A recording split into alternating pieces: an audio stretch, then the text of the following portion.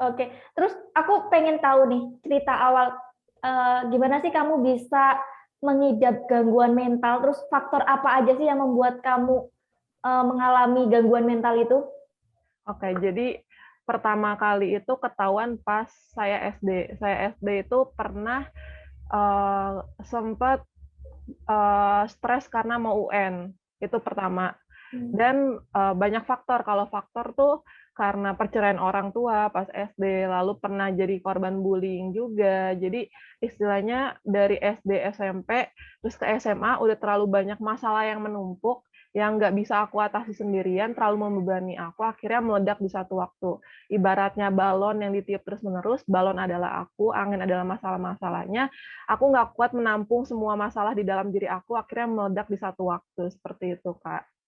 Oke, terus, pertama kali ketahuan kalau kamu memiliki gangguan mental tuh pas kapan?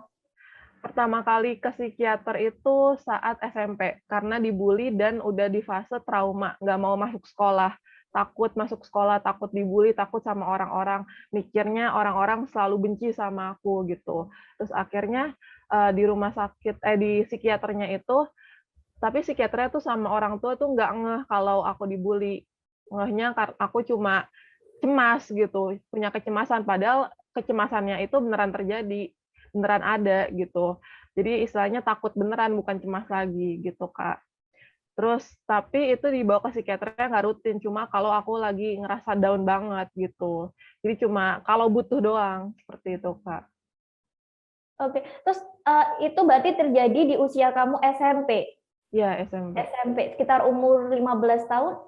13, berapa? 13, 14, 13, 15 ya. 13, 14, 15 itu ya. Mhm. Nah terus, apa sih yang kamu rasakan saat itu selain kecemasan karena ketakutan sering dibully?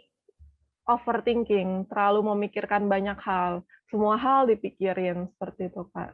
Misalnya kayak, "Duh, kenapa ya gue dibully? Kenapa ya gue gini-gini? Kenapa ya orang tua gue cerai?" Gitu. Kenapa bahkan ada pertanyaan-pertanyaan seperti, "Kenapa ada dunia? Kenapa ada Tuhan? Tuhan beneran ada nggak?" Gitu, pertanyaan-pertanyaan yang harusnya nggak usah dipertanyakan, seperti itu, Kak.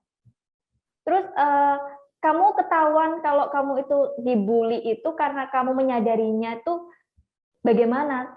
"Oh, aku dibully ya?" Atau itu momennya tuh pas kapan? Awalnya tuh saya nggak sadar, bener-bener tiba-tiba banyak yang kuda-kuda gitu, tapi saya nggak sadar itu buat saya akhirnya lama-kelamaan mereka ngatainnya lebih menjurus, lebih spesifik gitu.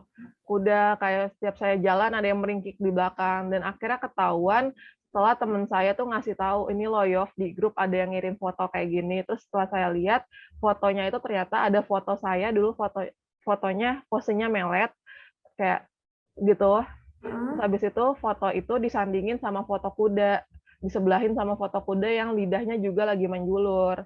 Nah, setelah itu, saya baru sadar, ternyata selama ini saya yang dibully kuda, seperti itu, Kak. Oke.